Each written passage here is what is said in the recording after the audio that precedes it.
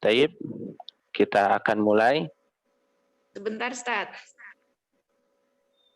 Iya.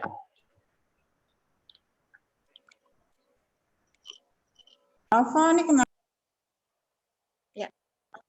Ustazah Maryanti, Ustadz Bendri akan masuk di jam berapa? Atau belum masuk atau sudah masuk?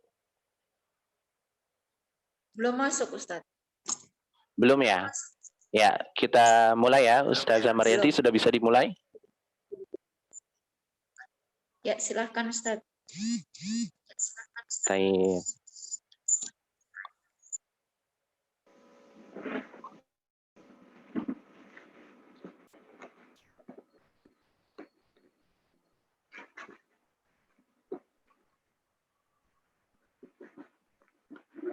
Ya, kita mulai ya. Bismillahirrahmanirrahim. Assalamualaikum warahmatullahi wabarakatuh. Waalaikumsalam warahmatullahi wabarakatuh. Alhamdulillah wassalatu wassalam ala Rasulillah wa ala alihi wa sahbihi ajma'in, amma ba'd. Bersyukur kepada Allah Subhanahu wa taala yang telah memberikan kita begitu banyak nikmat, dan salah satu nikmatnya kita bisa kembali menikmati pagi yang insya Allah indah dan berkah ini. Amin ya rabbal alamin. Dan insya Allah dalam kesempatan kali ini, di pagi ini kita akan sama-sama mendengarkan paparan dari Ustadz kita, Ustadz Bendri Jaisur Rahman, dengan tema menjaga mental keluarga di masa pandemi. Insya Allah.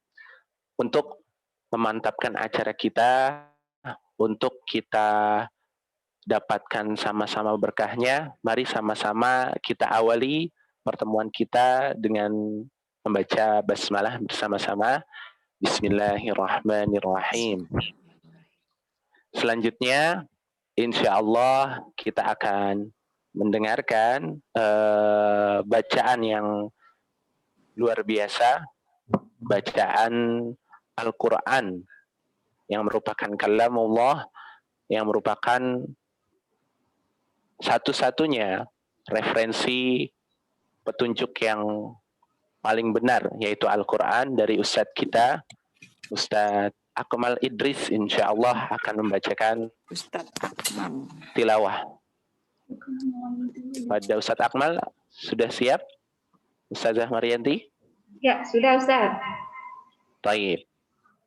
Fadal, Ustadz Akmal.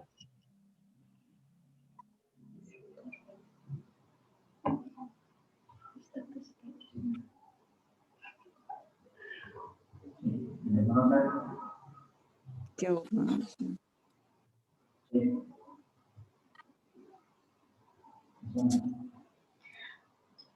Nggak ada suara. Ada suara. Terdengar Ustadz Akmal? Insya Allah terdengar. Fadal. أعوذ بالله من الشيطان الرجيم بسم الله الرحمن الرحيم يا أيها الذين آمنوا قوا أنفسكم وأهليكم نارا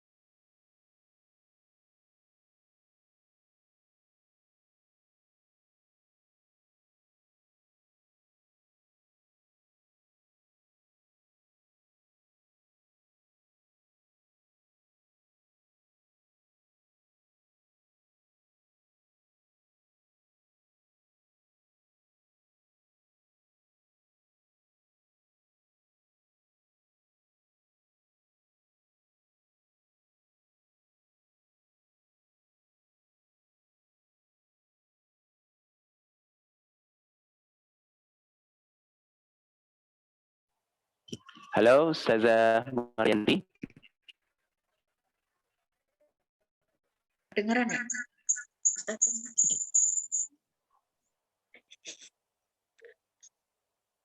Nggak kedengeran. Ustazah Marianti. Ya, Ustaz. Apa? Iya, apa? Aja. Dari awal aja, Ustaz.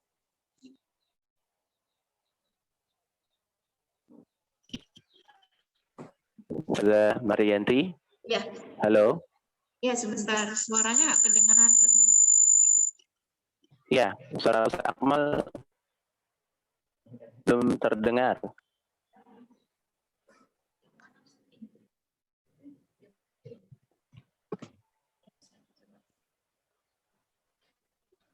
Dari awal nggak kedengeran. Halo. Halo. Ya.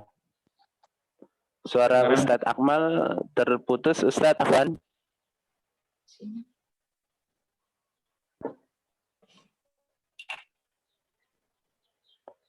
Halo Ustadz. Halo. Afwan Ustadz, suara antum terputus. Dari Halo. Dari awal sampai kedengeran.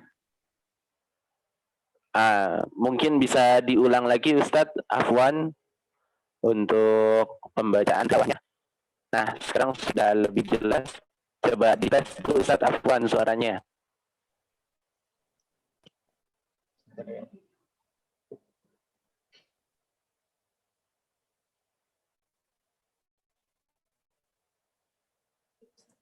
أعوذ بالله من الشيطان الرجيم. بسم الله الرحمن الرحيم. يا أيها الذين آمنوا قوا أنفسكم وأهليكم نارا وقودها الناس والحجارة عليها ملائكة غلاظ شداد لا يعصون الله ما أمرهم ويفعلون ما يؤمرون. يا أيها الذين كفروا لا تعتذروا اليوم إنما تجزون ما كنتم تعملون. يا أيها الذين آمنوا توبوا إلى الله توبة نصوحا عسى ربكم أن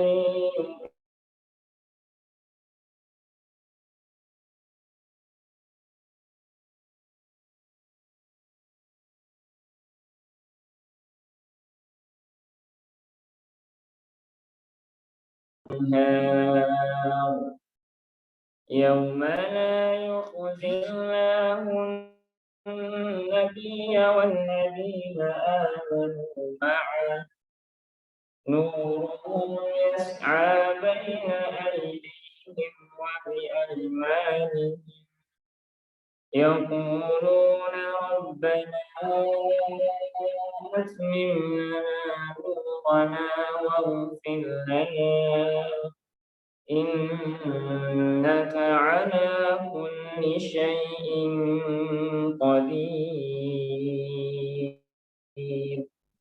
Sadaqallahul azim. Allahumma rahmana bil-Qur'an. Assalamualaikum warahmatullahi wabarakatuh. Waalaikumsalam warahmatullahi wabarakatuh. Ya.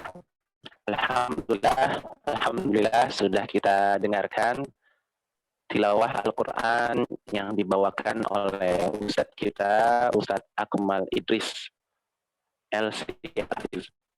Semoga yang membacakan, yang mendengarkan, mendapatkan rahmat dari Allah Subhanahu wa taala. Amin ya rabbal alamin. Ya, alhamdulillah, insyaallah kita masuk ke sesi berikutnya. Insyaallah kita akan masuk kepada sesi berikutnya, yaitu info sebelum kajian dari SQL. Insyaallah akan di-share oleh ustazahnya. Baik. Ini sudah dibuka. Ya, yang pertama, insya Allah kita akan melaksanakan kajian materi dari Ustadz Henry Jais Rahman dengan tema menjaga mental keluarga di masa pandemi ini. Masya Allah ya, tentunya kajian ini sangat kita tunggu ya, karena kajian yang memberikan gambaran-gambaran agar kita lebih siap menghadapi pandemi yang sudah berjalan tahun lebih atau setahun pas ini ya. Kayaknya sudah lebih dari setahun ini pandemi kita jalani. Dengan Pak Ustadz Henry Jais Rahman ini bisa menambah ilmu kita, pengetahuan kita menghadapi masa-masa ini. Selanjutnya next Ustazah. Nah, ini SQL Nurul Ilmi membuka pendaftaran untuk TK Al-Quran. TK Al-Quran sudah sejak awal semester ya, awal semester genap untuk anak-anak TK. Jadi untuk ibu, bapak yang ingin mensekolahkan anaknya di SQL usia TK, ini sudah dibuka ya, dan masih dibuka. Ini kita khusus Al-Quran. Selain Al-Quran, tentunya anak-anak juga diberikan pelajaran-pelajaran seputar persiapan keTK-an, yaitu membaca, menulis, menghitung, dan juga anak-anak diajarkan untuk Afwan, suaranya kurang jelas ya. Coba. Afwan, mohon koreksinya sudah jelas. Halo. Tes. Mugori, terima kasih. Suaranya masih keresek atau sudah jelas? Baik. Halo. Cek. Tes.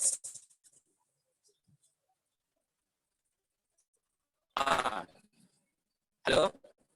Sudah jelas? Suara sudah jelas, Gozi. Terima kasih koreksinya, Gozi. Ya, sudah jelas ya. Ya, jadi putus-putus. Masih putus-putus. Nah, cukup ya. Sudah jelas ya, insya Allah ya. Baik. Ya, terima kasih. Ya, alhamdulillah ya. Di masa pandemi ini kita bisa tetap terhubung dengan internet ya. Mungkin kendala-kendalanya koneksi ya. Insya Allah kita sudah maksimalkan, tapi kadang-kadang di tengah jalan ada suaranya yang tersendat atau suaranya yang keset-keset. Semoga ini menambah semangat kita untuk memperhatikan ya. Taib. Kita lanjut ya. TK Al-Quran sudah dibuka dan masih dibuka. Silahkan untuk para ummahat untuk mendaftarkan anak-anaknya yang di usia TK. Selanjutnya, silahkan dilanjut Salsa. Next. Kita juga ada untuk usia SD, SMP, dan SMA, SQL juga membuka pendaftaran untuk tahsin dan tahfiz. Masya Allah nih. Di SQL ini juga fokus untuk usia SD, SMP, dan SMA. Ini kita menghubungi kontak SQL. Ini ada di sini WhatsApp-nya.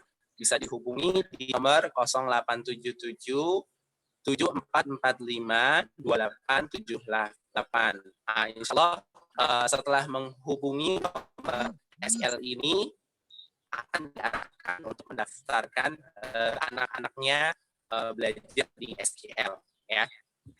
Nah, jadi insya Allah sudah jelas ya untuk pendaftaran ya, TK Al-Quran SKL ini masih buka, silahkan untuk mendaftarkan anak-anaknya. Kemudian juga untuk usia SD, SMP, SMA, anak-anaknya yang terutama tidak di SDIT atau di SMP atau di pesantren, ini SKL sangat menjadi solusi untuk memberikan pengajaran Al-Quran. Selain pengajaran Al-Quran, tentunya juga ada kegiatan-kegiatan tahunan yang mendukung, seperti Smart Camp, kemudian juga Mabit, dan lain-lain. Ini yang bisa sangat mendukung anak-anak dalam belajar Al-Quran, yang tentunya diselenggarakan juga di pesantren-pesantren atau di SDIT. Jadi insya Allah dengan menyekolahkan atau memberikan pembelajaran mendaftarkan anaknya di SKL, insya Allah ini bisa mengimbangi anak-anak yang belajar di SDIT atau di pesantren, insya Allah. Ini mudah-mudahan sebagai ikhtiar kita bisa menjadikan anak-anak kita Al-Quran dan menghafal Al-Quran. Insya Allah itu informasinya. Dan nanti setelah ini kita akan lanjutkan dengan pemaparan dari Ustadz kita, Ustadz Bendri Jaisyur Rahman. Oh iya, ada satu lagi nih, SKL juga membuka donasi, afwan, ini masih ada lagi nih, donasi untuk anak asuh, yaitu kita punya anak-anak yatim dan duafa. Jadi selain anak-anak yang mampu, SKL juga menyekolahkan atau memberikan beasiswa pada anak-anak yatim dan duafa yang terseleksi untuk belajar dan menghafal Al-Quran. Masya Allah. Nah, ini bisa untuk umat sekalian yang ingin ikut berdonasi, yatim duafa menghafal, ke rekening BNI Syariah dengan nomor rekening yang sudah tertera di situ atas nama Nurul Ilmi Nusa Indah. Atau bisa hubungi admin SKL untuk menanyakan lebih lanjut tentang donasi yatim duafa menghafal Al-Quran. Masya Allah ya. Jadi kita SKL sangat mendukung, selain anak kita juga mendukung anak yatim dan duafa untuk menghafal Al-Quran. Itu insya Allah nanti akan kita lanjut di akhir untuk info-info yang lainnya. Cukup insya Allah ya Ustazah Marianti dan Ustazah Sasa ya untuk info-infonya ya. Baik. Kita akan bacakan dulu CV dari Ustadz Bendri Jaisyur Rahman. Bisa di-share Ustazah? Sudah. Ya. Ya. Kalau dibacakan singkat secara singkat ya insya Allah. Yang pertama, pembicara kita ini bernama Ustadz Bendri Jaisyur Rahman. Insya Allah tidak asing lagi ya. Beliau tinggal di Bawah Apus, Cipayung, lahir tahun 1981. Ini bisa mengikuti Instagram beliau juga di @ajobendri. Insya Allah Ustadz Bendri ini sudah menikah dengan 1 orang istri dan 5 anak. Kemudian Ustadz Bendri Jaisyur Rahman belajar di Ma'had Al-Hikmah, kemudian di FISIP UI, kemudian juga di Ma'had Utsman bin Affan. Aktivitas sehari-hari saat ini adalah mubalik, praktisi Islamic Parenting, pendiri dan pembina Yayasan Langkah Kita, konselor keluarga dan pernikahan, penulis, sumber berbagai seminar, diskusi, serta tayangan radio serta televisi. Insya Allah kita mengenal Ustadz agar kita lebih paham lagi ya. Dan insya Allah Ustadz Bendri sudah sangat kita kenal sama-sama. Baik, kita bisa masuk ya Ustazah. Ustadz Bendri sudah masuk? Ustazah Marianti? Sudah. Baik. Sudah ya, Masya Allah. Sudah ada Ustadz Bendri ya, Masya Allah. Assalamualaikum Ustadz Bendri. Waalaikumsalam warahmatullahi wabarakatuh. Ustadz Masya Bendri. Allah. Ustadz Bendri. Taib. Haluka ya Ustadz? Alhamdulillah sehat selalu. Masya Allah, Alhamdulillah. Ustaz, Masya Allah. Ustaz sudah bisa hadir. Nah, insya Allah teman-teman sekalian, kita akan langsung menyaksikan, mendengarkan paparan dari Ustaz kita yang alhamdulillah sudah hadir dengan kita semuanya. Tafadhol Ustaz Benri. Baik, jazakallah khair Ustadz Ja'far Jundi Rabbani. Bismillahirrahmanirrahim. Assalamualaikum warahmatullahi wabarakatuh. Waalaikumsalam warahmatullahi wabarakatuh. Alhamdulillah, assalatu wassalam ala rasulillah wa ala alihi wa sahbihi wa mawalah. Asyhadu an la ilaha illallah wahdahu la syarikalah wa asyhadu anna Muhammadan abduhu wa rasuluhu la nabiyya ba'dah wa la haula wa la quwata illa billah wa ba'd. Ikhwatal iman, a'azakumullah jami'an. Yang saya muliakan, saya hormati para pimpinan, para ustazah, ya para asatizah dari Smart Quran Living, ya Nurul Ilmi, SKL Nurul Ilmi, Lembaga Tahsin dan Tahfiz, dan juga buat para wali santri, wali siswa yang mengikuti program kita di pagi hari ini di bulan yang penuh berkah Syahrul Mubarak, Syahrul Ramadan.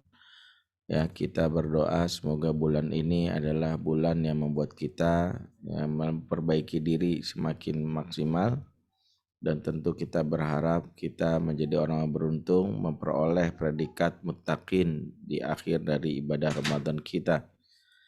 Dan tentu di kesempatan pagi menjelang siang, ya saya katakan siang karena sudah pukul hampir 9. Bagi bagian orang ini sudah waktu siang sebenarnya, walaupun mungkin dirasa masih pagi ya. Kita bersyukur kita bisa bersilaturahim via online. Kita mencoba untuk belajar bersama bagaimana sejatinya menjaga mental kita di masa pandemi, khususnya mental keluarga. Dan kita sama-sama pahami pandemi ini sudah terjadi kurang lebih selama setahun, dan tentu menyisakan banyak sekali problem yang anggaplah ini sebagai ujian dari Allah kepada kita. Yang pertama tentu problem kesehatan. Kita sadari bahwa banyak sekali korban nyawa yang meninggal karena penyakit ini, dan kita terus berikhtiar supaya menjaga protokol kesehatan dan mengikuti saran dari ulama, sebab kita belajar yang berkhidmat ya, khususnya kepada pemimpin kita, khususnya para ulama yang memfatwakan sesuatu tentu dengan ilmu, sementara kita memiliki keterbatasan ilmu. Maka ikutilah para ulama di zaman yang penuh fitnah ini, ya, dan beliau sudah beristihad, dan insya Allah istihad dari para ulama adalah istihad yang insya Allah adalah demi kemaslahatan bersama. Dari sisi kesehatan pasti di antara kita sebagian sudah ada yang mungkin menjadi korban, bahkan sanak familinya ya sudah ada yang mungkin dirawat, bahkan kita mungkin ada yang diuji dengan meninggalnya kerabat kita. Ini tentu memberikan efek bagi diri kita, efek secara mental ya. Ditambah problem ekonomi ya. Kita tidak memungkiri bahwa sektor ekonomi ini salah satu sektor yang terdampak. Sebagian ada yang di PHK, ada yang mengalami kebangkrutan, usaha mungkin kredit ya, yang tidak terbayar dan macam-macamnya. Ini juga menjadi salah satu problem yang kita rasakan, antara pandemi dengan ekonomi juga memiliki efek. Selain itu juga kita merasakan bahwa pandemi ini juga menyisakan problem, yaitu bagaimana problem di dalam keluarga kita. Ada yang mengambil manfaat dengan hadirnya pandemi dengan merasakan kedekatan, makin dekat dengan keluarga, tapi ternyata tidak jarang yang diuji justru berkumpul bersama dengan sering di rumah, tapi ternyata malah menimbulkan problem, masalah. Ternyata kita disadari oleh Allah dengan pandemi ini banyak di antara kita yang membangun rumah tangga serumah tapi tak sejiwa. Itulah yang membuat justru masa pandemi, masa yang akhirnya kita harus sering berada di rumah, membuat kita mesra dengan keluarga, justru menyisakan masalah. Salah satunya banyak problem-problem ya, mulai dari suami istri yang bertengkar, anak yang justru merasa tertekan dengan orang tuanya, bahkan yang jadi masalah rumah tangga yang karam alias perceraian. Dan ini sungguh sangat mengerikan karena data yang kami terima dari Koalisi Nasional Pembangunan Keluarga Indonesia yang dipimpin oleh Profesor Dr. Aisunarti, justru di masa pandemi, di masa orang sering di rumah, justru perceraian meningkat pesat. Angka perceraian itu 479.000 sekian kasus perceraian, dan ini terjadi di Indonesia di tahun 2019 yang bercerai 420 sekian, 420.000. Jadi mengalami kenaikan kurang lebih ya sekitar ya 50.000 sekian ya angka perceraian. Ini sungguh menyesakkan dada kita. Pandemi yang harusnya membuat kita semakin akrab justru menyisakan problem juga rumah tangga yang karam. Maka semua problem-problem ini, belum lagi problem lainnya, kita berada di negeri Indonesia, ada juga problem politik ya yang kisruh belum selesai. Juga dari sisi problem-problem lainnya membuat kita menyadari bahwa sejatinya ya Allah telah memberikan banyak ujian kepada kita justru di masa ini.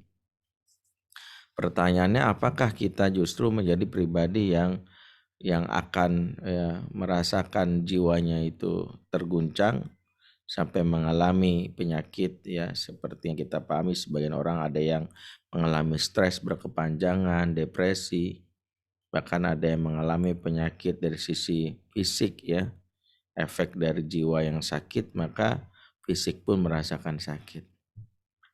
Hal inilah yang harus kita pahami bahwa tanggung jawab yang kita harus sadari bahwa jiwa ini atau mental ini justru menjadi sumber kekuatan kita menyikapi kondisi yang sulit. Sebab kekuatan yang dimiliki oleh manusia untuk bisa melalui ujian yang berat itu tidak ada kecuali kekuatan yang ditanggung oleh diri melalui kekuatan jiwa. Dan jiwa ini kalau bahasa kita adalah ruh. Dan ruh adalah unsur utama yang memberikan kita kekuatan. Kekuatan ruh inilah yang harus dijadikan sebagai modal dasar. Kalau ruhnya sakit, maka ini yang kita sebut dengan jiwa yang sakit atau mental yang sakit. Maka kita sebenarnya sedang berada dalam kondisi mau tidak mau ya harus memberikan kesadaran bahwa kalau ingin bisa survive di masa pandemi dan masa setelahnya, maka berikanlah asupan yang seimbang kepada diri ini. Yang jadi masalah adalah manusia ini seringkali tidak imbang di dalam memberikan asupan. Padahal manusia itu tidak hanya terdiri dari unsur fisik. Para ahli sudah menyebutkan manusia terdiri dari 3 unsur. Yang pertama akal, yang kedua jasad, yang ketiga ruh ya. Orang barat nyebutnya mind, body, and soul. 3 unsur ini sejatinya punya asupan yang akan memberikan dampak kepada manusia itu sendiri. Kalau asupan ini dipenuhi, insya Allah akan memenuhi yang namanya sehat lahir dan batin. Akal misalnya, akal itu harus terus dapat asupan. Asupan akal itu apa? Dipaksa berpikir ya. Dengan kita membaca, ngobrol, diskusi, itulah asupan akal supaya akal itu tetap bisa sehat. Sebab indikator akal itu mengalami sakit kalau buntu pikiran. Aduh, gue nggak bisa mikir nih. Aduh, udah nggak tahu cara. Nah, itu akalnya buntu karena mungkin jarang diasah. Ya, sering kita nyebutnya orang-orang yang akalnya buntu itu lola ya, loadingnya lama. Ya, atau telmit, telat mikir. Kenapa ada orang yang telmit atau lola atau akal buntu? Karena yang namanya asupan akal nggak dipenuhi. Itulah mengapa ya seorang Perdana Menteri di Malaysia namanya Mahathir Mohamad umur 94 tahun masih jadi Perdana Menteri ya. Salah satu rahasianya dan kita belajar dari Perdana Menteri ini, karena salah satunya beliau itu cerita dari awal pensiun 60 tahun itu beliau nggak pernah ya mengabaikan asupan akal itu. Beliau selalu baca, diskusi, ya memperhatikan perkembangan politik di negerinya, sehingga akalnya terus bekerja. Akalnya terus bekerja. Kita kalau punya orang tua yang udah sepuh, salah satu yang membuat orang tua itu pikun karena jarang diajak ngobrol, jarang diajak diskusi, jarang diajak berpikir. Itu membuat akalnya mengalami disfungsi tadi. Makanya kalau orang-orang yang mengalami masa pandemi ini selalu stres karena akalnya itu nggak merasa udah nggak ada jalan, nggak tahu lagi nih mau usaha apa. Nah itu salah satunya karena akalnya yang tidak produktif ya. Yang kedua jasad. Jasad punya asupan. Asupan jasad itu apa? Ya makan, minum, ya suplemen tubuh, cukup istirahat, tidur. Kalau jasad itu tidak dapat asupan, kita akan cepat mendapatkan sinyal bahwa jasad ini lagi sakit. Seperti menggigil, mata berkunang-kunang, ya jantung berdebar-debar, ya. Apakah ini cinta? Bukan, tuh lapar gitu. Jadi kita merasakan gitu. Kita tahu sinyalnya. Waduh, ini kayaknya lagi problem nih, fisik nih. Makanya kita buru-buru tuh memberikan hak fisik. Akal dan jasad asupannya sudah kita sama-sama paham. Nah, yang ketiga ruh. Ruh itu asupannya kita sama-sama paham. Ruh itu asupannya yang kita kenal adalah yang namanya apa yang terhubung kepada sumber ruh ini, itulah yang membuat ruh itu sehat. Ruh ini asalnya dari mana? Ruh itu langsung ditiup Allah dari langit. Nah, ruh itulah yang sejatinya bersumber langsung dari Allah, maka asupannya tidak lain ada sesuatu yang terkait dengan berasal dari langit. Serangkaian ibadah seperti sholat, puasa, dan semisalnya, bahkan zikir dan hari ini kita ngaji adalah asupan ruh. Ketika ruh itu tidak mendapatkan asupan karena sibuknya kita, maka ruh itulah yang membuat akhirnya ya kita merasa jatuh mental kita. Karena indikator ruh itu sakit, bahkan ruh itu mati, adalah orang-orang yang stres menjalani kehidupan. Sedih berkepanjangan. Ya, sedih itu normal, tapi kalau sudah berpanjangan itu sesuatu yang dilarang dalam Islam, karena setan masuk lewat kesedihan yang berkepanjangan sampai ujung-ujungnya putus asa. Jika putus asa, masuklah dalam perangkap setan. Terputus dari rahmat Allah. Makanya kita berdoa supaya jangan sampai sedih. Sedih jangan dinikmati, kalau enggak nanti muncul nanti penyakit yang buat akhirnya masuk juga kepada fisik. Seperti misalnya Nabi Yakub itu ketika mengalami kebutaan karena nangis terus-terusan. Dan itu menjadi pelajaran bahwa sedih jangan dibiarkan berlarut-larut. Ya, walaupun normal, tapi kita perlu berlindung dari kesedihan. Allahumma inni a'udzubika minal hami wal hazan, wa a'udzubika minal ajzi wal kasal, wa a'udzubika minal jubni wal bukhal, wa a'udzubika min ghalabati dani wa qahri rijal. Kita sering baca ini di pagi hari, berlindung dari rasa sedih. Ya, kesedihan itu sesuatu yang akan membuat jiwa itu ngedrop. Maka kesedihan berkepanjangan indikator dari ruh yang sedang sakit.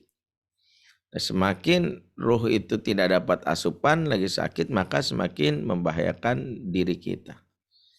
Makanya ketika kita menyadari bahwa diri ini ya sedang dalam situasi diuji, maka kita harus menyadari jangan sampai tidak imbang dalam asupan.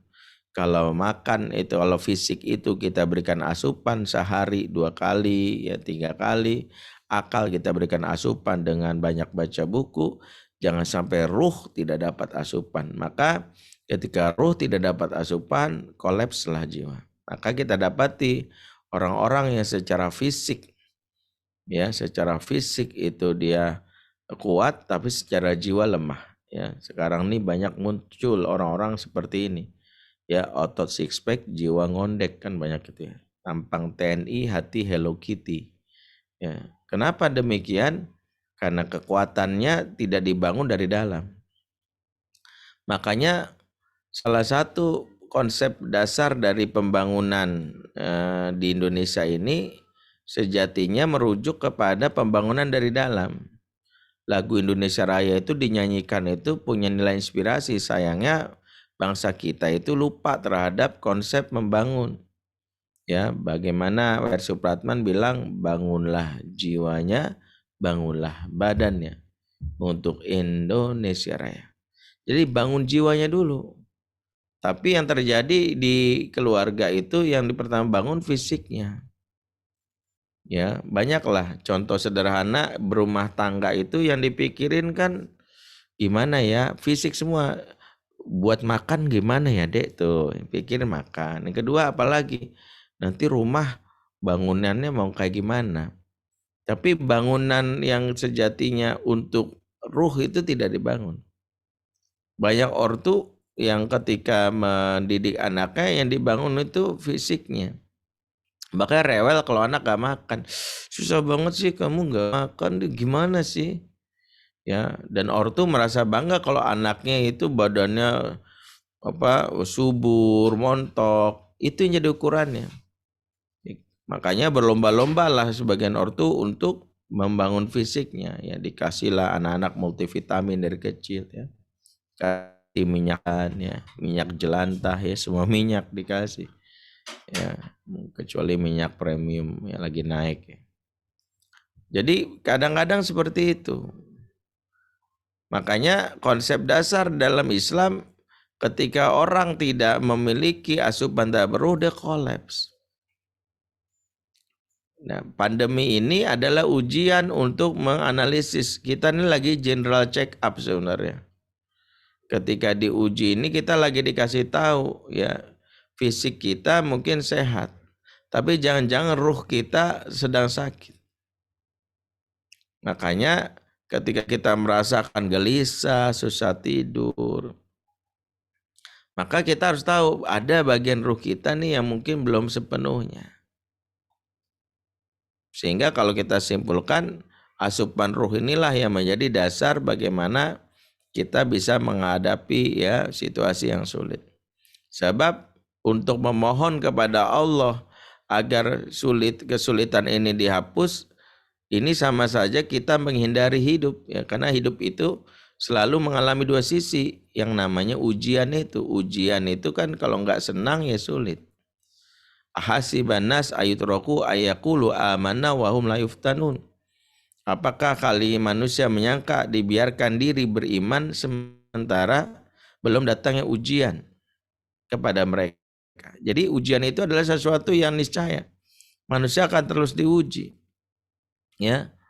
Akan menghadapi masalah. Masalah justru menunjukkan kita masih normal, ya, waras. Karena orang waras itu pasti ada masalah. Ya, beda dengan orang gila. Orang gila lari telanjang-telanjang, diteriakin, "Woi, kok nggak pakai baju?" Nggak masalah, kan gitu. Itu orang gila gitu. Kok gitu sih ya? Karena orang gila gitu. Orang gila joget-joget ya, kelihatan auratnya, diprotes. "Kenapa sih lu kayak gitu?" Nggak masalah, ya gitu. Hanya orang waras yang memang ada masalah. Makanya kita tidak minta kepada Allah supaya kita dihilangkan masalah, tapi diberi kekuatan untuk menghadapi masalah, sehingga masalah itu justru menjadi sesuatu yang kita anggap ya bukan lagi sebagai racun yang mematikan karena pahitnya, tapi jamu yang menyehatkan. Sama-sama pahit. Ya, inilah yang menjadi dasar bagaimana kita mengelola masalah, karena yang menjadi sumbernya adalah kekuatan ruhiyah. Makanya orang-orang diuji itu bukan di zaman sekarang aja dengan pandemi. Kita tahu ya kalau pandemi ini ada berkaitan dengan masalah kesehatan, korban meninggal, atau masalah ekonomi, orang-orang terdahulu sudah banyak diuji. Al-Quran itu memuat kisah yang sejatinya menjadi pelajaran yang kita bisa ambil dari kisah seorang manusia yang mengalami ujian kesulitan bertahun-tahun. Allah memulainya dengan kisahnya dengan pengantar, nahnu naqussu 'alaika ahsanal qasas. kami ceritakan kepadamu Muhammad kisah yang terbaik. Jadi diceritakanlah oleh Allah, inilah kisah terbaik. Jadi kalau ditanya apa kisah terbaik dalam Al-Quran, yaitu kisah yang mau saya bawa sebut ini. Yaitu kisah Nabiullah Yusuf alaihissalam. Jadi kisah Nabi Yusuf ini sebut kisah yang terbaik. Kenapa sebut kisah yang terbaik? Karena kisah Nabi Yusuf ini mengajarkan tentang, pertama karena kisah yang paling lengkap dalam satu surat itu adalah kisah Yusuf. Kisah-kisah yang lain itu kisahnya berpencaran, hanya beberapa fragmen. Ya, kayak misalnya kisah Nabi Ibrahim ada dalam surat As-Saffat, ada dalam surat Al-Anbiya, ada dalam surat Al-Baqarah, bahkan surat Ibrahim. Kisahnya Nabi Musa ada dalam surat Al-Qasas, dan juga dalam surat Al-Baqarah. Khusus Yusuf di satu surat. Ini yang pertama sebut kisah terbaik. Yang kedua, kisah ini mengajarkan tentang anak manusia yang dahsyat, yang mengalami ujian yang sejatinya kesulitan-kesulitan, yaitu Nabiullah Yusuf AS. Mentalnya Yusuf inilah yang menjadi dasar kita belajar. Ya, Nabi Yusuf ini dahsyatnya adalah bagaimana kita belajar dari Nabi Yusuf.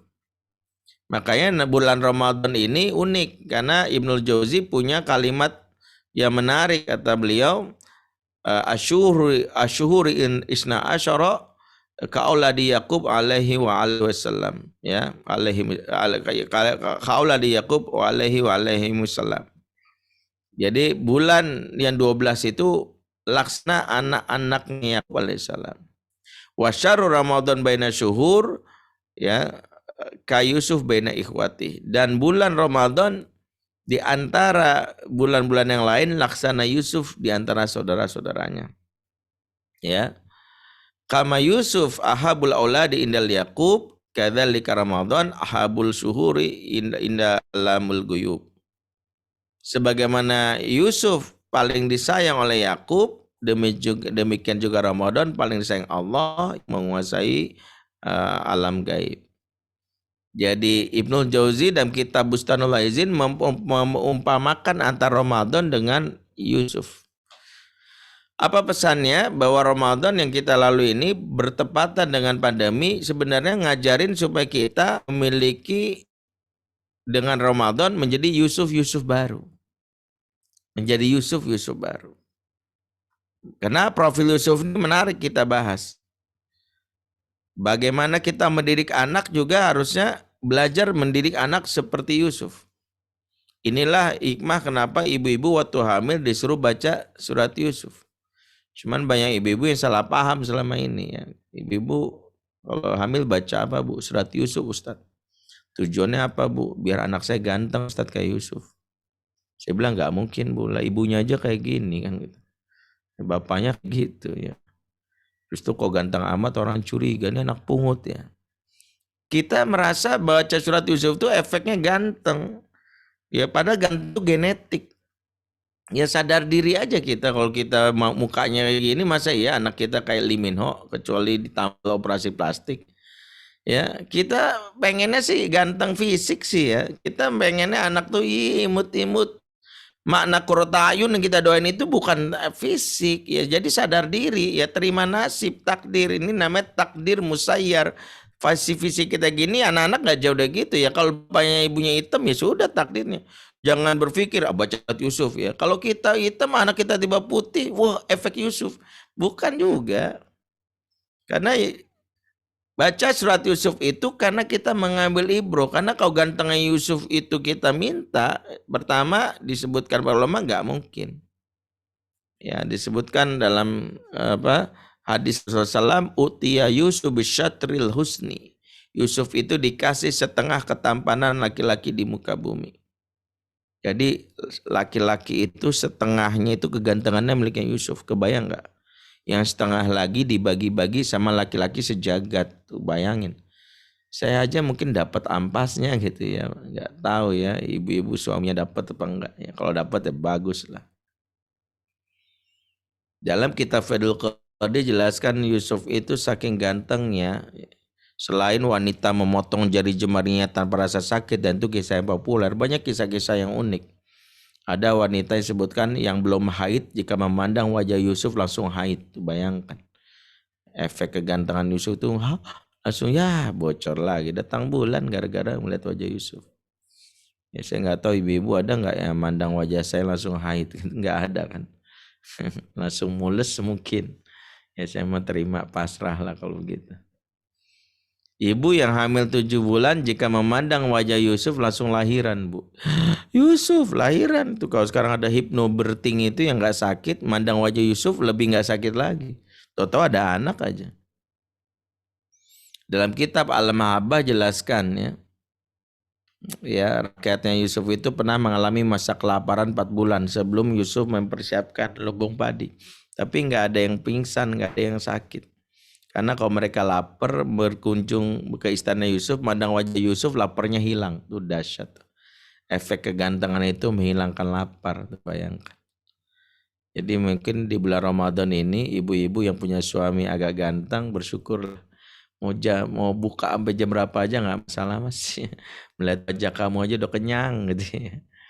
Alhamdulillah ya. Mungkin sebaliknya ya, kalau suami saya nggak bisa juga simpulin juga sih. Kalau suami yang ganteng bikin kenyang, jangan-jangan suami yang jelek bikin lapar Ustaz. Jadi kalau kita merasa kok gue bawaannya lapar mulu ya mungkin itu takdir loh. Punya pasangan nggak seganteng Yusuf. Tapi jangan disimpulkan itulah. Ya intinya sih itu kisah-kisah tentang ketampanan Yusuf ya. Makanya jangan berpikir supaya ganteng kayak Yusuf. Ini harus diluruskan. Ibu-ibu baca surat Yusuf buat apa? Biar memahami hikmah dari kisah Yusuf ini sebagai kisah terbaik. Salah satunya adalah Yusuf itu mengalami masa sulit yang panjang. Kalau pandemi ini setahun 2 tahun, Yusuf itu mengalami masa sulit itu 12 tahun lebih. Dan itu dialami dari umur berapa? 7 tahun. Di masa dia umur 7 tahun, kita tahu singkat sejarahnya, saudara-saudaranya, kakak-kakaknya cemburu atas perlakuan istimewa Yakub kepadanya, maka nggak suka. Maka Yusuf dicemplungkan ke sumur. Setelah itu Yusuf dari mengalami kondisi di dalam sumur 3 hari 3 malam, bocah 7 tahun bayangkan. Dalam sumur mengalami kelaparan, kedinginan, sendirian ya. Ya persis kayak jomblo zaman sekarang, lapar, dingin sendiri gitu ya. Tapi kalau jomblo sekarang alhamdulillah ada GoFood ya. Kalau Yusuf dulu nggak ada. Jadi ini dialami Yusuf. Habis itu ada yang menyelamatkannya, dipikir selama hidupnya enggak, ternyata Yusuf dijadikan budak. Dijual sana, ingat budak tuh enggak kayak karyawan. Budak tuh statusnya kayak hewan tunggangan. Dipekerjakan sesuka hati, yang penting dapat makan gitu, dapat kandang, tempat tinggal gitu. Ya, setelah itu dijual, masuk ke majikan lain, bahkan jadi budaknya Zulaikha. Setelah itu gara-gara tidak mau menolak tidak mau ya terhadap ajakan Zulaikha, dipenjara berkali-kali. Jadi Yusuf itu hidupnya nelongso lah dalam sengsara, tragis gitu. Tapi mau kita pelajari dalam masa yang sulit 12 tahun yang Yusuf alami, nggak pernah Yusuf mengalami keadaan stres. Tidak ada yang tertekan. Yusuf nggak pernah ceritakan tiba-tiba bercermin, ya Allah buat apa wajah ganteng kok hidup kayak gini. Lebih baik aku mati saja. Nggak ada. Nggak ada sekalipun Yusuf mengalami ini. Apa rahasianya? Rahasianya karena Yusuf ditempa di umur awal 0 sampai 7 tahun sebagai umur pondasi yang membuat dia bisa kuat mengalami ujian. Makanya kita butuh pondasi yang kuat. Ruh. Maka ruh itu adalah sumber utama. Sehingga kalau kita alami sekarang Ramadan ini kita lagi diinfus ruh kita. Kalau kita paham tentang kekuatan ruh itu, maka kita sungguh-sungguh menjadikan hidangan Ramadan ini dengan serangkaian ibadahnya sebagai sebuah kenikmatan.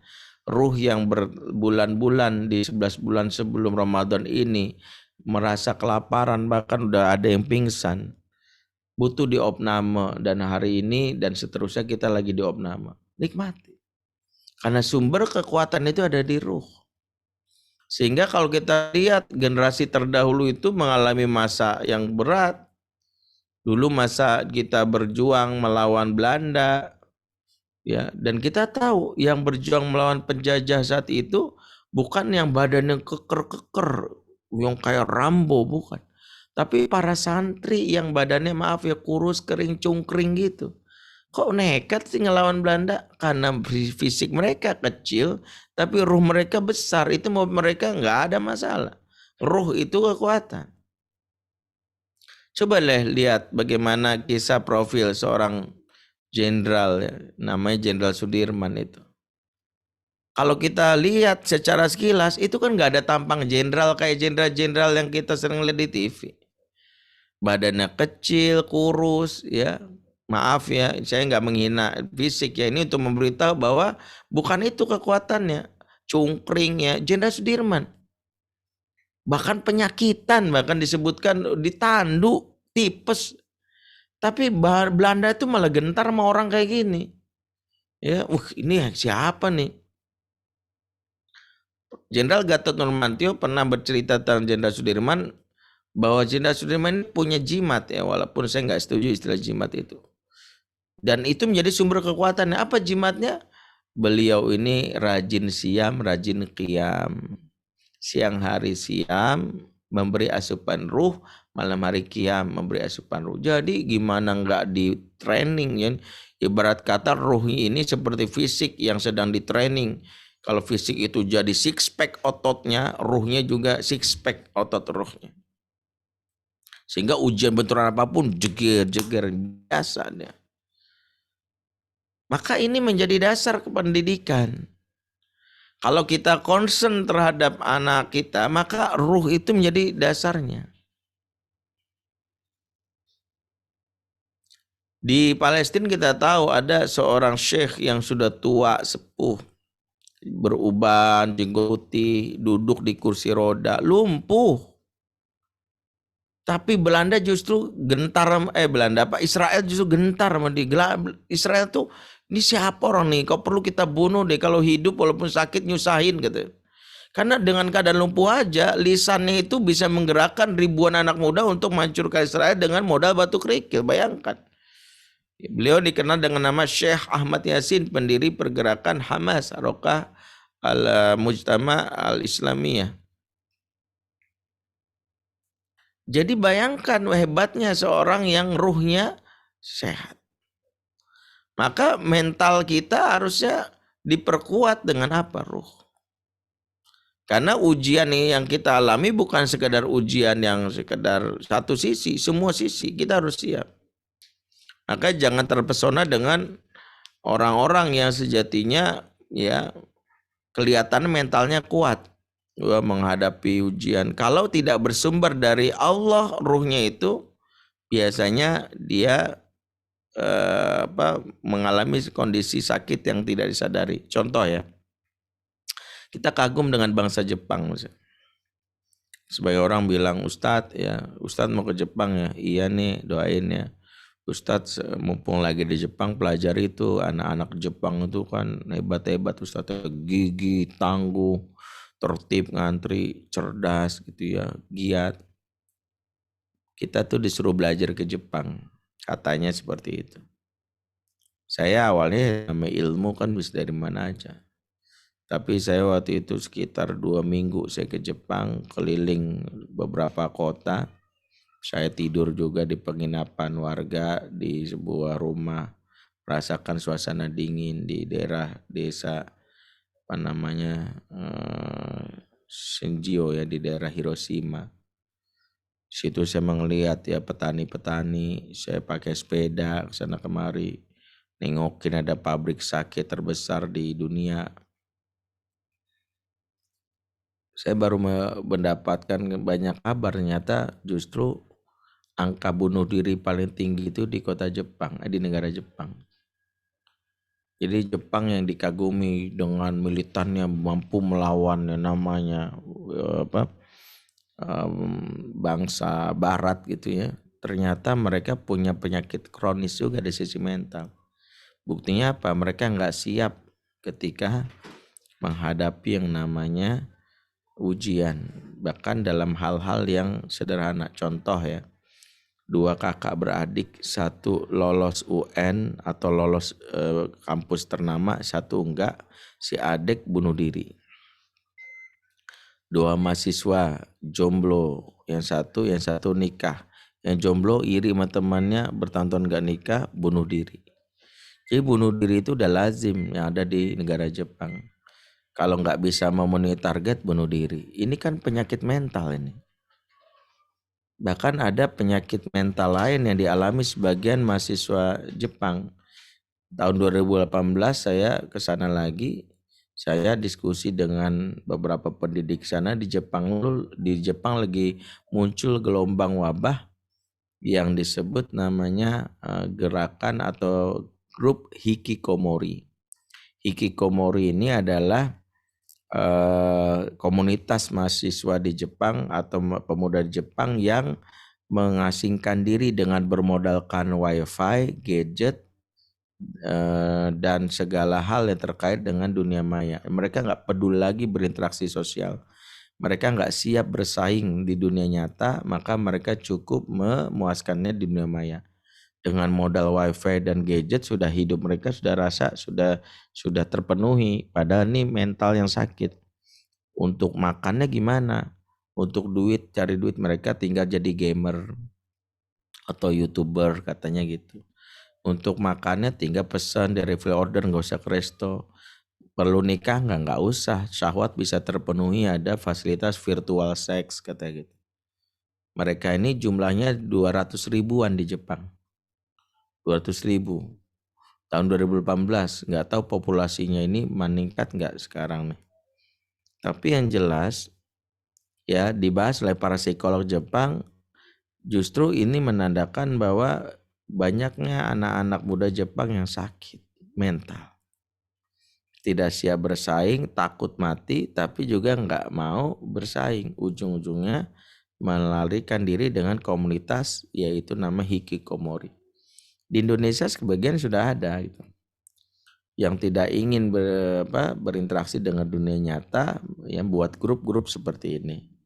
Nah, kita bisa belajar dari sini bahwa ternyata kekuatan mental itu bersumber dari mana? Dari ruh. Jadi jangan sampai kita selama ini ya abai dalam aspek ini. Ada seorang mahasiswa Indonesia kuliah di Perancis yang ngambil S2, tiba-tiba datang ketemu saya, mukanya agak datar gitu, nggak ada ekspresi bahagia. Tiba-tiba bilang, Ustadz, saya boleh nggak bunuh diri gitu. Saya juga kaget ya, datang ke saya untuk minta bunuh diri. Saya disuruh mama ketemu Ustadz.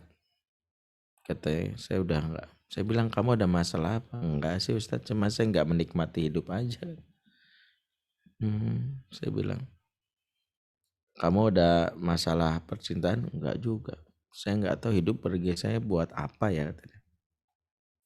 Oke, saya bingung mulai dari mana. Akhirnya saya bilang gini, boleh tahu enggak kamu selagi kuliah ngapain aja? Ya saya kuliah dengan format yang biasa Ustadz. Akhirnya boleh ceritain ke saya agenda daily kamu, daily rundown kamu, agenda harian kamu. Akhirnya dia cerita ya. Pagi dia bangun sebelum subuh. Karena dia mengejar target IPK sekian, dia harus baca buku. Kemudian ngerjain jurnal, kemudian mandi. Setelah subuh sholat, tapi ya di rumah saja, setelah itu makan. Supaya fisiknya jahat, dia nge-gym, fitness. Setelah itu siap-siap ya, mempersiapkan jurnal lagi. Kemudian datang ke kampus, ke lab. Di lab melakukan penelitian, istirahat sebentar, tidur, makan. Setelah itu diskusi sama para dosen. Setelah itu pulang ya. Nonton juga enggak, tapi dia harus mengerjakan tugas lagi, riset lagi gitu. Terus sampai malam. Senin sampai Jumat begitu. Sabtu Ahad ngapain? Sabtu tidur, makan, main game gitu. Itu aja kerjaannya. Terus hari Minggu persiap-siapan mau jurnal. Akhirnya saya membuat bagan yang kurang lebih untuk membayangkan. Kalau kita bayangkan tubuh manusia itu 3 tadi, akal, jasad, dan ruh, maka agenda kita menentukan asupan kita seberapa banyak. 1, agenda yang kita buat tadi, saya bilang ke dia, memberikan sebuah gambaran kamu itu memberikan porsi akal kamu asupan sekitar 90%. Coba lihat deh, kamu rajin baca buku, diskusi, seminar, begadang, bikin jurnal kan, 90% itu semua buat akal. Kemudian asupan jasad itu sekitar 7% karena kamu di situ ada yang makan, minum porsinya gitu ya. Nah, itu pun sebentar gitu. Asupan ruh itu cuma 3% karena kamu sholat juga buru-buru, ngaji nggak pernah, ya apalagi yang lain. Maka kebayang nggak kalau beban yang 90% fisik kamu kuat ditopang oleh jiwa yang 3% kolaps. Makanya kamu gak menikmati hidup. Dia paham tuh, oh gitu ya Ustaz. Iya. Kalau gitu ubah formatnya. Bahwa asupan terhadap roh itu jangan sampai kita hilangkan. Itulah mengapa Ramadan melatih diri untuk memberikan asupan mulai dari awal pagi sampai malam. Semua yang kita lakukan itu adalah asupan ruh. Bangun sahur. Bangun sahur itu kan sebenarnya bukan sekadar buat fisik ya. Orang-orang yang memandang tubuh manusia itu sekedar fisik, memandang sahur itu fisik, padahal enggak. Sahur itu asupan buat ruh. Kenapa? Karena Rasul bersabda, inna fis sahuri al barokah. Sungguhnya dalam sahur itu ada berkah.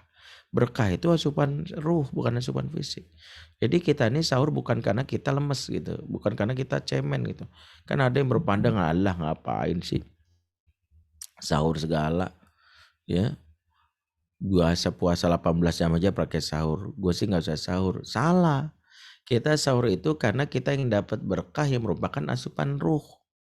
Makanya fatwa para ulama dari Lajnah Daimah, dari ulama-ulama kibar di Saudi mengatakan ibu-ibu yang lagi haid aja dianjurkan ikut sahur, bukan karena makanannya, beda ya. Karena sahur itu untuk apa? Untuk yang namanya ya ruh. Jadi ibu-ibu itu walaupun sarapan kepagian itu nggak ikut puasa, tapi ibu-ibu dapat berkah, ruhnya dapat sehat. Kemudian waktu sahur itu dianjurkan kita makan bersama. Makan bersama juga asupan ruh. Kenapa? Karena Rasul mengatakan fajtami'u ala tu'amikum wadhkuru ismallahi alaihi barak lakum fi. Makanlah kalian bareng-bareng, sebut nama Allah di dalamnya, niscaya turun keberkahan kepada kalian. 2 syarat di sini kalau pengen dapat asupan ruh yaitu berkah. 1, makan bareng, kedua lagi makan sebut nama Allah. Jangan lupa bismillah. Makanan kita ini ngenyangin perut tapi gak ngenyangin ruh kalau gak baca basmalah. Kenapa? Karena kalau nggak baca basmalah setan ikut makan kan gitu. Jadi basmalahnya kita aja itu mengenyangkan ruh juga. Jadi fisik kita itu bisa ditopang oleh ruh. Kemudian makan bareng juga sunnah. Kita hidup di dalam sunnah itu untuk apa? Supaya dapat berkah kan gitu. Jadi aktivitas pagi aja sudah dilatih, yuk makan bareng. Mungkin selama ini mental kita itu jatuh karena kita selama ini juga tidak menjalankan sunnah. Makan sendiri-sendiri, kalau lagi sahur anak di depan TV, bapaknya di meja makan, ibu makan di dapur. Secara waktu mereka makan bersama, tapi secara konsep enggak. Jadi makan bersama juga adalah sunnah. Setelah makan bersama berangkat ke masjid. Nyari apa? Ngecas ruh kepala keluarga tuh. Khususnya bapak bawa datang masjid seolah-olah melapor ke Allah, melapor kepada pemilik kehidupan ini. Diberikanlah bapak ini sebagai ya gardu listrik yang dibawa pulang ke rumah, gardu ruhnya itu di bapak yang nggak pernah ke masjid, ruh keluarga juga jeblok. Jadi kenapa kita ke masjid? Karena masjid itu sumber keberkahan. Dalam surat Al-Isra, subhanalladzi asra bi abdihi lailan minal masjidil haram masjidil haram ilal masjidil aqsa alladzi barakna haulahu. Maha suci Allah yang memberangkatkan hamba-hambanya dari Masjidil Haram ke Masjidil Aqsa yang kami berkahi sekelilingnya. Jadi Masjidil Aqsa itu memberikan keberkahan kepada sekelilingnya. Orang kalau ingin dapat berkah jangan pergi dari masjid. Makanya orang kalau lagi bermasalah aja dalam rumah tangga, solusi itu ketika ke masjid, bukan ke mall atau ke pub atau ke kafe. Suatu hari Rasulullah mendatangi rumah anaknya Fatimah dan didapati biasanya disambut sama Ali, tapi kok tumben-tumbenan Fatimah doang. Maka Rasulullah bertanya, Aina ibnu Amik, di mana sepupuku alias mantunya namanya Ali, kan sepupunya Rasul. Maka Fatimah jujur, ya, baini wa bainahu syai'un, antara aku dan dia lagi ada masalah nih Pak, gitu. Ya. Maka Rasulullah disuruh mencari salah satu sahabat, suruh colong cari di mana yang namanya Ali. Dan disinilah hebatnya sahabat itu kalau lagi ada masalah ribut sama pasangan, apapun larinya ke masjid. Ya, para sahabat udah tahu apalin di masjid, betul. Ali lagi tidur Masjid Nabawi, walaupun tidur doang tapi tempatnya itu tempat yang berkah. Dia tidur sampai menutup matanya. Kasih tahu Ali lagi di masjid. Maka Rasulullah jemput. Maka Rasulullah lihat ada debu, dibangunin. Kum ya Aba Turab. Itu para sahabat dulu gitu. Masalah lari ke masjid. Negeri kita ini masjid justru orang-orang dijauhkan dari masjid sih ya. Ini juga jadi problem. Ya, mall dibuka, masjid, mall kadang-kadang masih ada mall mepet-mepet, masjid justru berjarak. Ini juga bingung kita. Ya, walaupun ya kita tetap ngikuti ya nama ulama berfatwa ya kita ikuti saja. Tapi memang jangan sampai membuat kita jauh dari masjid. Datang ke masjid mendapat berkah. Ya, kemudian pulang selagi di masjid, sholatlah kita. Sumber kekuatan kita menghadapi yang namanya masalah ujian itu adalah kesabaran. Ya kan gitu ya. Kesabaran itu sumbernya. Ya. Jiwa yang sakit, yang emosi, gak menangis, itu punya perisai. Nama perisainya sabar. Kalau sabarnya itu tipis, jebol. Kalau sabarnya tebal, segala benturan dari emosi itu ya akan membuat kita kuat. Pertanyaan kenapa kesabaran tipis? Ternyata hubungannya dengan sholat. Dan surat Al-Baqarah 153 Allah berfirman, ya ayyuhalladzina amanu ista'inu bis-sabri was-shalah innallaha ma'as-sabirin. Hai orang beriman, minta tolonglah kepada Allah dengan sabar dan sholat. Sungguhnya Allah bersama orang-orang yang sabar. Dalam ayat ini sabar dan sholat digandeng. Tahu kenapa? Sebab ukuran kesabaran kita tergantung ukuran sholat kita. Jadi kalau selama ini kita menyikapi ujian itu nggak sabar, karena sholat kita juga nggak sabar. Mohon maaf, siapa yang sholatnya itu kalau lagi capek, sholatnya gini, Allah, Assalamualaikum. Yang sholatnya kayak gini nggak sabaran pasti. Makanya sholat itu jangan dianggap sekedar sholat. Ingat kesalahan kita adalah selama ini mau mengatakan ke anak, nak kerjakan sholat. Pada perintah Allah bukan kerjakan sholat. Tegakkan sholat. Makanya anak kerjakan sholat tapi nggak tegak. Akhirnya sholatnya buru-buru. Ini awal dari jiwa yang nggak pernah terpenuhi. Saat kita bersama Allah kita lagi ngecharge energi. Kalau ngecasnya buru-buru, mungkin nggak handphone kita nih lowbat, kita taruh ngecasnya buru-buru, begitu kita cabut, nggak bakalan kita bisa pakai buat misalnya moto-moto kamera lah. Kok lowbat lagi lah, iyalah orang baru dicas langsung dicabut. Ada orang sholat itu nggak tumanina, problemnya di situ. Ada yang sholatnya itu kepikiran kemana-mana. Ini kayak orang ngecas tapi handphonenya masih dipakai. Kan ada orang handphonenya dicas sambil dipakai. Makanya handphonenya rusak juga. Makanya kalau pengen handphone ini terpenuhi energinya, apa caranya? Dicas, jangan buru-buru. Dan yang paling penting jangan dipakai dulu. Matikan kalau perlu. Cepat gitu kan gitu ya. Jiwa yang membutuhkan energi dari Allah, pastikan lagi sholat itu lagi ngecas. Makanya jangan sampai sholat itu udah kayak ngejar target. Masalahnya negeri ini adalah membiasakan untuk sholat yang tempat kita ngecas itu dipakai buru-buru. Taraweh. Taraweh itu sunnahnya itu adalah tenang. Dari kata rohah, tenang, bergembira. Tapi tarawih maunya buru-buru. Ya, ini jadi masalah itu. Ramadan ini kita sedang di training oleh Allah, tapi tarawihnya buru-buru. Kita ini kan mau carinya cepat. Di sini masjid 2-3 rakaat 5 menit, mantap. Kita nyarinya maunya cepat-cepat. Ada tuh yang sebelah sana tuh daerah Beji, cuman 11. 23 aja 5 menit, apalagi yang 11. Dia kan kalkulatif tuh. Begitu datang masjid yang 11, qadarullah imamnya impor dari Saudi. Ya, begitu dengar basmalahnya doang, Bismillahirrahmanirrahim, dalam hati, salah masjid gua nih, langsung gemeter dia. Udah gelisah itu. Waladdallin, amin. Dalam hati langsung request tuh kulhu gitu. Begitu imam baca alif lam, ya alif lam mim, ditandain tuh masjid. Mau ikut lagi besok? Ogah ya, bikin artikel di Facebook 10 masjid yang tidak layak dikunjungi di Depok. Nomor 7 kalian akan tercengang gitu. Karena saking lamanya gitu. Sholat tumaknina. Pengen supaya sabar itu tebal, otot six pack kita tebal, otot six pack ruh kita, sholatnya maksimal. Jadi jangan buru-buru. Dan insya Allah kita bisa kok sholat tanpa buru-buru, karena insya Allah pernah kita alami. Kapan terakhir kita sholat tumaninah? Saat ujian praktek sholat pas kelas 6 SD. Nah itu biasanya sholat kita paling tumaninah tuh di depan guru agama. Allahu Akbar.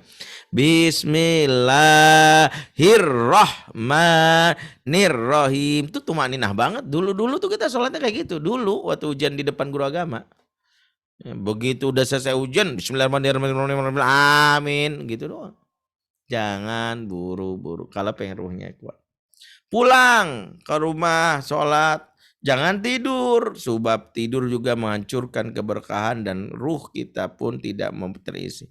Makanya kalau pagi-pagi isi dengan zikir, karena waktu pagi itu waktu yang penuh barokah. Allahumma barik li ummati fi bukuriha. Maka pastikan Ramadan ini adalah momentum menguatkan mental kalau tahu cara menikmatinya. Sudah pukul 9.32, mohon maaf karena waktunya. Kita mungkin bisa lanjutkan diskusi tanya jawab karena agenda kami ada lagi nanti jam 10-an. Jadi kami izin mungkin tidak bisa lebih lama untuk menyampaikan materi ini. Tapi mudah-mudahan bisa memahami dan mendapatkan ya namanya esensi dari materi. Menjaga mental itu bukan urusan fisik tapi urusan mental, urusan ruh. Maka asupan ruh juga harus kita penuhi khususnya di masa bulan Ramadan ini. Aku lu qouli hadza fa astaghfirullah li wa lakum. Wassalamualaikum warahmatullahi wabarakatuh. Tafadhal ya Ustaz Jundi. Baik, Masya Allah, Alhamdulillah. Terima kasih, jazakallah khair Ustadz Benri atas ilmunya yang sudah diberikan. Kita doakan semoga Ustadz Benri diberikan banyak kebaikan, kemudahan, kelancaran dalam dakwahnya. Semoga kita juga bisa menerima ilmu-ilmu dari beliau setelah ini dan terus-menerus menyerap ilmu-ilmu yang baik dari Ustadz kita, Ustadz Benri Syarman. Barakallahu fiik, Ustadz. Wafik barakallah. Ya, alhamdulillah tadi kita sudah menerima ilmu dari Ustadz kita, Ustadz Benri Syarman. Insya Allah sangat bermanfaat, khususnya untuk anak pribadi dan juga umumnya untuk kita semua. Di masa pandemi ini, Masya Allah kita perlu dan sangat membangun ruh kita, membangun mental kita. Tadi sudah dipaparkan dengan jelas oleh Ustadz kita, Ustadz Benri Syarman. Dan sekarang sesi yang nanti juga nih Ustadz nih, sesi tanya jawab. Insya Allah nanti ada beberapa penanya ya yang menanya kepada Ustadz Benri. Silahkan untuk umahat yang ingin bertanya dibuka videonya dan dipersilahkan langsung bertanya kepada Ustadz. Dipersilahkan 3 penanya pertanyaan dulu ya. Silahkan. Silahkan umahat langsung bertanya, dibuka mic-nya untuk bertanya.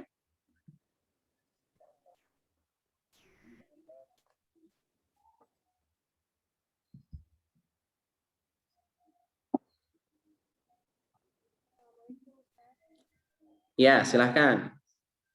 Dibuka mic-nya, Om. Ini ada Ustazah Farah, silahkan.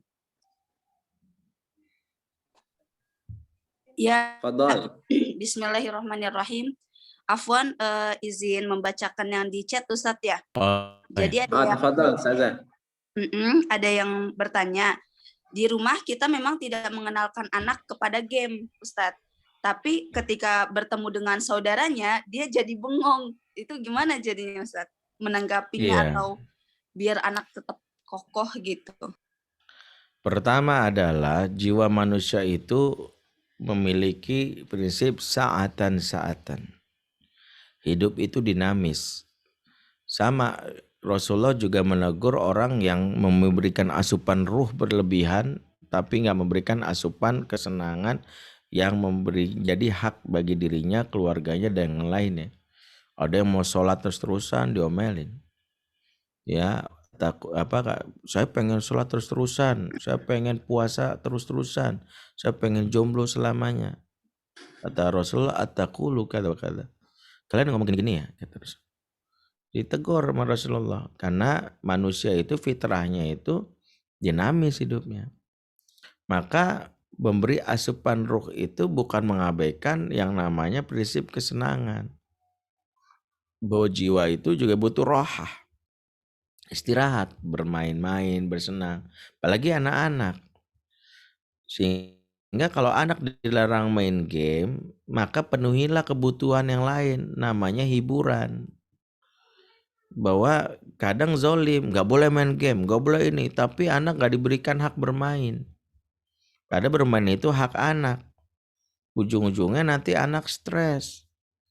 Dia stresnya itu bukan karena dia sendiri punya jiwa yang menunjukkan khawatirnya berontak jiwanya.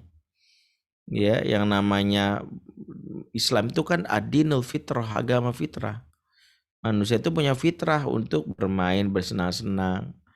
Makanya kita berikan hak itu. Jadi kalau di rumah tidak mengenakan anak dengan game, pastikan bapaknya ngajak olahraga, ngajak bercanda.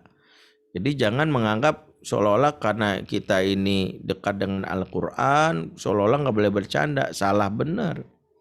Karena ada ahli Quran yang justru punya kebiasaan unik, ya, namanya Zaid bin Sabit. Zaid bin Sabit ini kita tahu yang mengumpulkan Quran jadi mushaf, itu mushaf Utsmani. Beliau juga ahli fikih dalam bidang faraid atau mawaris. Tapi beliau tuh punya akhlak yang luar biasa, diceritakan oleh Sabit bin Ubaid dalam kitab Adabul Mufrad yang tulis oleh Imam Bukhari.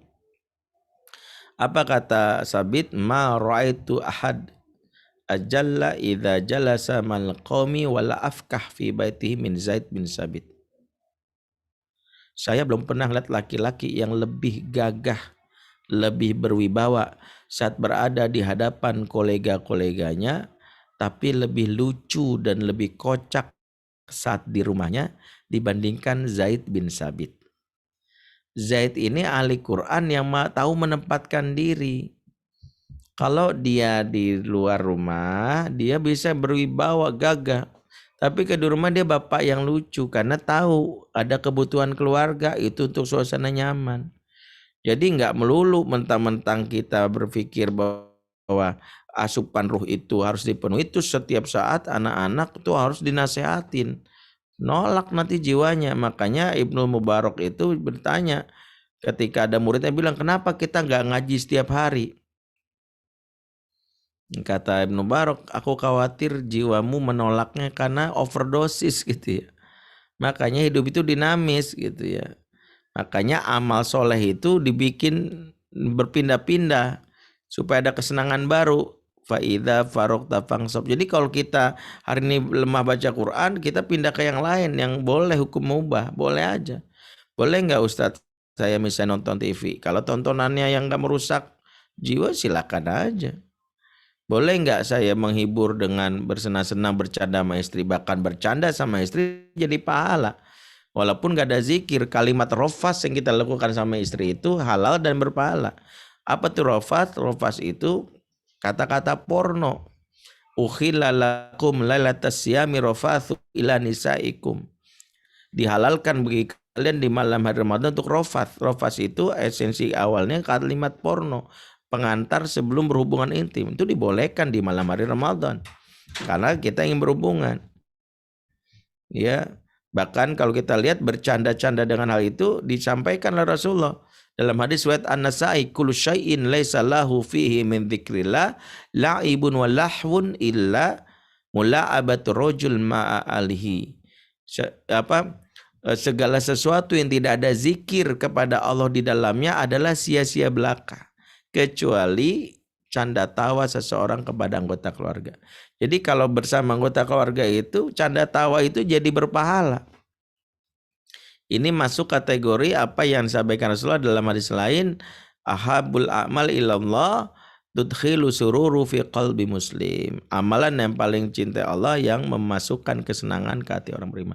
Jadi memberikan kesenangan itu dengan cara menggembirakan, bercanda, terutama keluarga itu dibolehkan. Jadi ini salah satunya. Jadi kalau kita lakukan, anak-anak itu butuh yang namanya jiwanya untuk bermain, berikan. Jadilah orang tua yang entertain.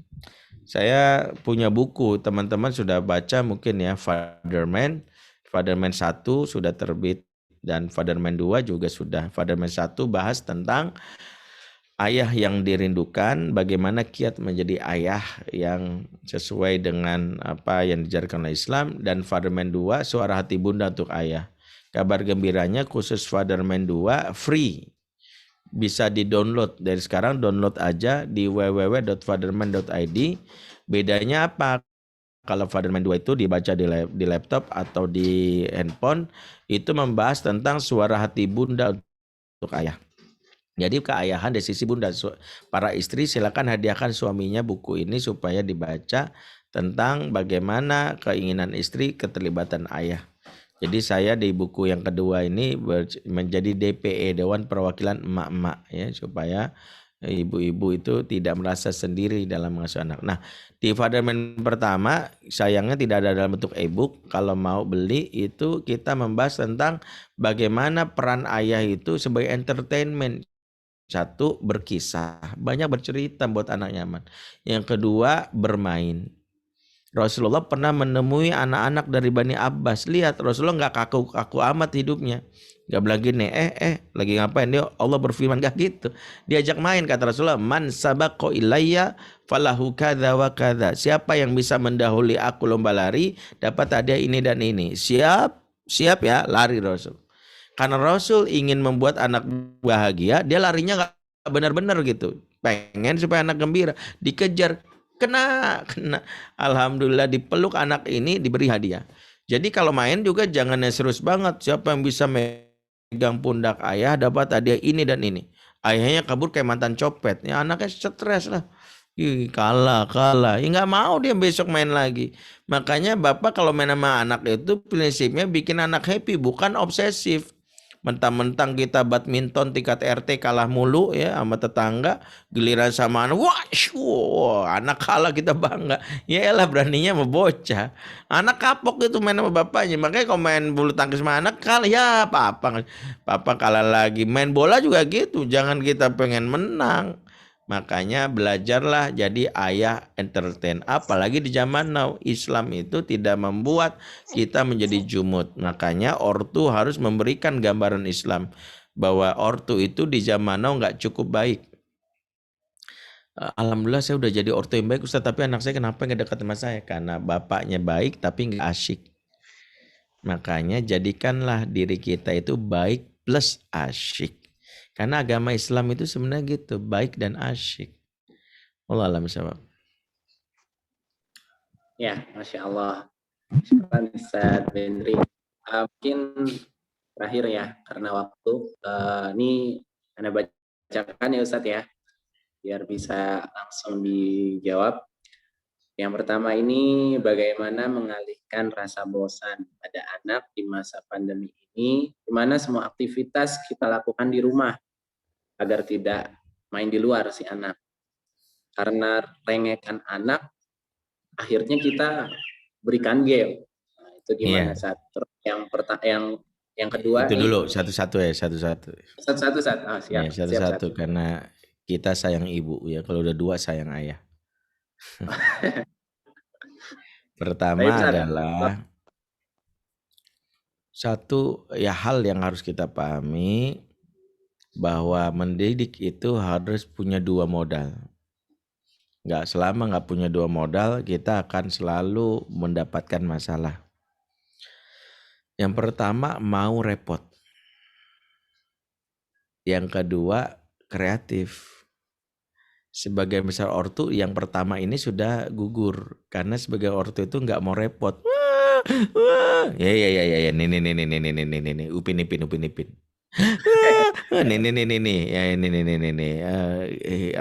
Riko. Kita ini nggak mau repot menangani anak nangis, anak bosan. Makanya kita berikan ini. Jangan sampai akhirnya anak merasa ortu itu nggak punya hal yang bisa dicari dalam diri anak. Sampai anak merasa kalau nangis ya carinya di handphone. Ngapain ke mama lu? Ngapain nanya sama bokap? Bokap lu nggak bisa beri solusi. Toh ujung-ujungnya disuruh cari handphone juga. Ini masalah ini. Ortu zaman dulu ya, nggak ada handphone. Nggak ada apa-apa. Anak nangis, wah bosan. Tang ting gitu. Rasul aja nggak malu. Rasul itu gini, itu Rasul praktekkan loh. Baca hadis riwayat Imam Ahmad. Rasul itu bercanda cucu itu dengan total lidahnya judul. Kalau kita itu mungkin nggak tahu ya apa pendidikan kita menganggap bahwa seolah-olah kalau berislam itu kaku banget gitu. Nggak gitu juga. Islam itu agama fitrah. Makanya Rasul nggak gini, biasa bermain juga main pun tuh. Kalau ada main gitu. Kalau kita kan nggak mau, akhirnya berikan game. Sehingga baca deh buku Fatherman pertama, mudah-mudahan dapat minimal 3. Anak tuh butuh sesuatu, nggak pengen bete satu. Berkisah. Jadi kita itu bukan berkisah itu ada 2. Nggak harus kisah-kisah Islam atau kisah-kisah sahabat. Karena kalau kita berkisah anak-anak bisa bosen Pak. Aku udah sering ustadz-ustadz teman. Makanya ada kisah yang ustadz-ustadz nggak kuasai. Cuman bapaknya doang. Ustadz manapun nggak menguasai ini. Percaya deh sama saya. Cuman bapaknya doang. Apa kisah? Kisah masa kecil papa. Jadi nggak penting kalau kisahnya Nabi mungkin udah diceritain mau Ustadz Jundi, mau Ustadz yang lain, mau Ustadz Zameri, mau yang lain. Tapi kisahnya bapak masa kecil itu yang disukai anak. Papa tuh pernah loh nak, waktu dulu tuh mau ke sekolah pakai dikejar-kejar anjing. Anak itu seneng kayak gitu. Jadi dia berbagi cerita itu penting. Kedua bermain.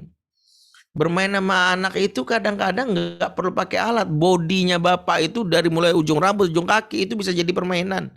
Bahkan mainin jenggot aja udah bisa sini. Geli. Kita ini lupa, kita diberikan perangkat. Makanya tadi mau repot dan kreatif. Bapak misalnya, ya yang terakhir menjelajah. Anak-anak itu bergerak, makanya kalaupun dia mau keluar, pastikan didampingi. Ya, seperti itu.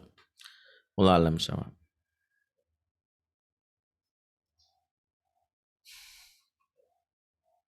Di unmute dulu, Ustaz. Masya Allah. Afwan. Ya. Baik.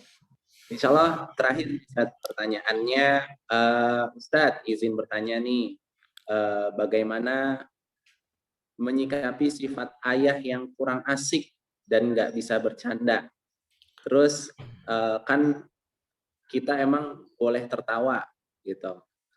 Seberapa jauh boleh tertawa, karena pernah dengar salah satu dalil tertawa yang terlalu banyak ini mengeraskan hati.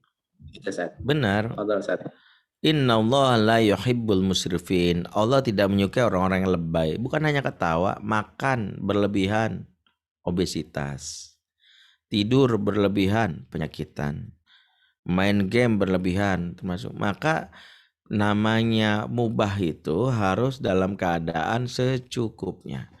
Kalau nggak ada bikin kita lapar, kalau ada berlebihan jadi masalah. Makanya tawa yang nggak ada dalam rumah bikin suasana horor. Rumah yang dirindukan itu laksana surga. Tahu nggak tentang rumah surga? Baiti jannati. Sering kita dengar kan? Baiti jannati itu cirinya seperti penghuni surga yang ada di akhirat. Tahu ciri penghuni surga di akhirat? Dalam surat Abasa yang sering dihafal anak-anak. Wujuhu yawma idzim musfirah, dahikatum mustabsyirah. Wajah mereka di hari itu berseri-seri, tertawa happy, bergembira ria. Jadi itu gambaran penduduk surga. Kita ini bercita-cita rumah surga, tapi nggak ada ketawa. Itu jangan-jangan bukan rumah surga, rumah neraka. Ya, makanya Rasul nggak seperti yang kita bayangkan, nggak seangker itu. Rasul itu ketawa sama istrinya, tapi jangan lebay. Keberlebihan kita tahu, misalnya ketawa dari gitu, ketawa terus-terusan. Kita harus tahu, udah cukup ya, nah cukup. Yuk, sekarang kita mau belajar. Itu kita harus tahu peka. Kalau udah sesinya lagi baca Quran, jangan ketawa, bahaya. Kalau sesinya yang jelas, dia sebelum baca Quran boleh ketawa, tapi udah. Sekarang serius, yuk, udah. Itu penting, makanya kita mengukur diri. Kalau berlebihan pasti nanti jadi masalah. Itu jelas. Bukan hanya yang namanya tawa yang berlebihan, semua yang berlebihan masalah.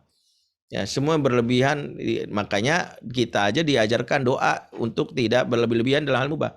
Selain dosa yang membuat kita itu dijauhkan rahmat Allah, ada juga yang nama israf. Lihat surat Ali Imran 148, Rabbana fil lana zunubana wa israfana fi amrina. Wathabit aqdamana wangsuna alal qawmil kafirin ya Rabb. Ampunilah zunub. Zunub itu dosa. Jamak dari zanbun. Dan israf. Israf itu perbuatan yang lebay. Kita selain minta ampun dosa juga minta ampun israf. Jadi ini ukurannya justru kita yang menyadarinya. Bagaimana menyikapi sifat ayah kurang asik dan gak bisa bercanda? Pertama, pastikan ayah ini punya usaha. Ingat dalam buku yang saya tulis, ayah itu, anak tidak butuh ayah yang sempurna. Anak butuh ayah yang senantiasa meningkatkan kualitas dirinya. Ayah yang gak bisa bercanda bisa jadi bagian dari utang pengasuhan yang diperoleh di masa kecilnya. Sebab orang yang sekarang hadir nih itu ditentukan pola asuh.